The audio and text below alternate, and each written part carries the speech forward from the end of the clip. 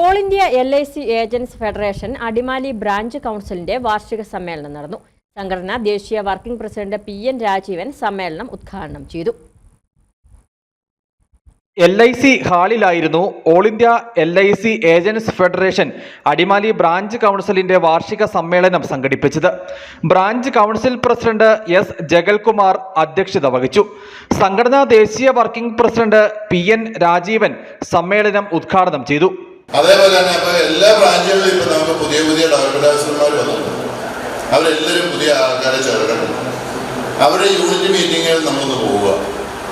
നമ്മുടെ ഉത്തരവാദിത്തപ്പെട്ട നേതാക്കന്മാർ അവിടെ പോയി അവരുമായിട്ട് ആദ്യമേ സംസാരിച്ചിട്ട് ആ മീറ്റിംഗ് ഉള്ള ദിവസം പോയി കഴിഞ്ഞിട്ട് നമ്മൾക്ക് കിട്ടിക്കൊണ്ടിരിക്കുന്ന അല്ലെ കിട്ടിയിട്ടുള്ള അല്ലെ ഇതിനു മുമ്പുള്ള നേതാക്കന്മാർ നമുക്ക് വേണ്ടി സമരം ചെയ്ത് മേടിച്ചു തന്നിട്ടുള്ള ആനുകൂല്യങ്ങളെ പറ്റിയൊക്കെ ഒന്ന് പറഞ്ഞ് നമ്മുടെ സംഘടന എന്തെല്ലാം കാര്യങ്ങൾ ചെയ്യുന്നു എന്നുള്ള കാര്യങ്ങളൊന്നും അവരുടെ മുമ്പിൽ പറഞ്ഞാൽ ഒരു സംശയം വേണ്ട, നമ്മളോട് വരും. രാഷ്ട്രീയം ഇല്ലാത്ത സംഘടന എന്ന് തന്നെ പറയണം.